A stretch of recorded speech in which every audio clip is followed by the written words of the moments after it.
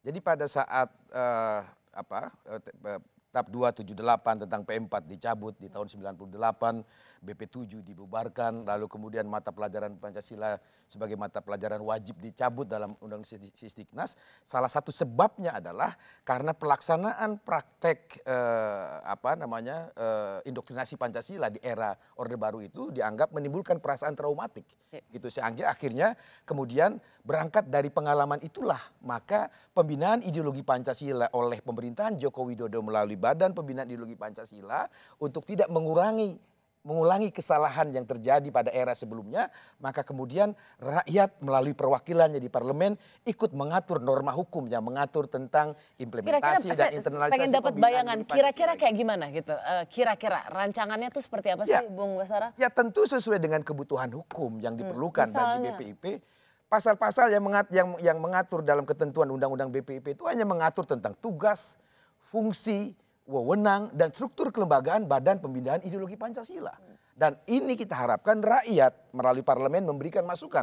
Apalagi di dalam pembentukan peraturan perundang-undangan menurut Undang-Undang P3, pemerintah wajib mensosialisasikan kepada masyarakat luas untuk mendapatkan masukan, saran, dan di zaman sekarang menurut Anda ini semacam parasetamol untuk mengobati paham radikalisme yang menjadi kecemasan banyak orang?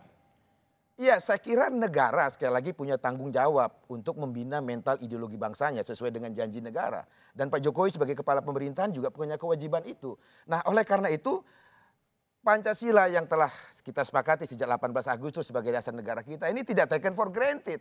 Dari generasi ke generasi, dari era ke era harus terus disosialisasikan, diinternalisasikan. Saya ingin mengulangi lagi, ada sebagai perwakilan dari PDI Perjuangan mengatakan Pancasila 18 Agustus. Karena selama ini selalu PDI Perjuangan yang selalu dihembus-hembuskan, saya tegaskan Juli dan tidak mau 18 Agustus. Di dalam anggaran dasar PDI Perjuangan pasal 5 ayat 1 ditegaskan bahwa asas partai adalah Pancasila sebagaimana termaktub dalam pembukaan Undang-Undang Dasar Negara Republik Indonesia tahun 1945 sesuai dengan jiwa dan semangat lahirnya tanggal 1 Juni. Apa maknanya? Jelas sekali. Sikap resmi kenegaraan PDI Perjuangan terhadap ideologi partai sama dan sebangun dengan ideologi negara, yaitu 18 Agustus. Cuma berita hoax di berbagai media sosial itu memplesetkan seakan-akan ideologi PDI Perjuangan berbeda. Mungkin bukan berita hoax, karena PDI Perjuangan mengatakan ada yang mengusulkan itu bukan PDI Perjuangan, tapi PDI Perjuangan juga tidak mau mengatakan siapa yang mengusulkan pasal kontroversi itu. Loh, kita kan telah sepakat bahwa diperas jadi Trisila dan Pancasila. Dalam kan bukan PDI Perjuangan negara kan? Demokrasi, anggota parlemen yang mewakili fraksi-fraksi itu punya hak suara dan hak bicara. Para anggota balik itu dibayar oleh negara memang untuk bicara. Tadi Anda mengatakan DPR itu tempat pertarungan gagasan.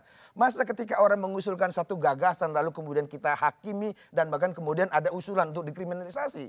Nanti tidak ada anggota DPR yang mau menggunakan hak inisiatifnya mengusulkan RUU. Di dalam konteks etika demokrasi, sopan santun demokrasi saya kira itu juga harus kita jaga. Tapi ini kan kita sudah sepakat bicara ke depan, Rosi. Tidak lagi membicarakan soal itu. Urgensi RUU BPIP ini sangat penting selain alasan sosiologis yang saya kemukakan tadi. Gempuran ideologi transnasional yang kita sudah bisa cek melalui berbagai lembaga hasil survei. Kemudian juga kekosongan hukum. Kalau kita bandingkan BNN saja, kemudian BNPT, Arsip Nasional, Kuartir Nasional Pramuka, payung hukumnya itu sudah undang-undang. Masa tugas pembinaan ideologi Pancasila hanya dipayung hukumi oleh peraturan. Terakhir dari Bung Refli. Iya, begini, saya khawatir ya kita memandang masalah itu tidak tepat ya. Sebenarnya soal-soal yang terjadi adalah lebih pada soal persaingan politik saja, kontestasi yang bernama pemilu, bisa pilkada dan lain sebagainya. Lalu kita anggap itu sebuah situasi yang permanen. Saya kok nggak yakin ya. Kalau seandainya kompetisi politik dibuka, lebih terbuka di 2024, saya kira barangkali kondisi politik tidak seperti sekarang lagi. Tidak lagi orang kemudian bicara mengenai Anda Pancasila itu bukan dan lain sebagainya. Orang akan lebih jauh lebih terbuka melihat misalnya lebih banyak calon, misalnya lebih banyak pemikiran, lebih banyak gagasan dan kita menjadi bangsa yang lebih terbuka, open mind. Tentu satu saja saya katakan Pancasila itu yang harus kita jaga adalah yang membedakan dengan nilai-nilai lainnya dan nilai ketuhanan. Sepanjang kita pegang nilai ketuhanan itu, maka saya kira kita tidak akan lepas kemana-mana. Karena itu yang membedakan dengan liberalisme, yang dengan nilai-nilai komunis. Anda merasa saya kok melihat alasan lain ya yang paham radikalisme lebih pada politik, ideologis dan manifest. Anda bisa cek di dalam berbagai macam situasi lapangan di media sosial dan lain sebagainya. Perjuangan terhadap upaya membentuk dan merubah negara kesatuan menjadi bentuk negara yang lain manifest. Dan itu ideologis, bukan elektoral. dan dia tidak pernah hilang. Dan dia tidak pernah hilang. Bahkan negara telah mengambil keputusan membubarkan organisasi kemasyarakatan yang tujuannya merubah bentuk negara. Dari NKRI kepada bentuk negara yang lain. Dia manifest. Jadi saya tidak melihat semata-mata alasan kebutuhan hadirnya, urgensinya haluan undang-undang pembinaan ideologi Pancasila sekedar alasan elektoral yang Bung Refli katakan tadi.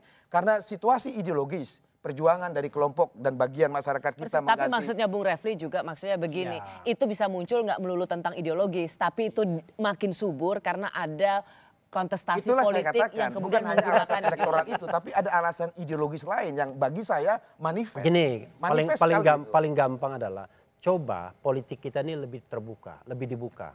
Presidensial threshold 0, lebih banyak calon, ya kan? Kontestasi lebih fair, tidak ditentukan oleh oligarki politik. Saya mau lihat, jangan-jangan bangsa kita ini terbuka semua orangnya. Orang nggak akan mikir lagi macam-macam karena semua orang bisa fair competition.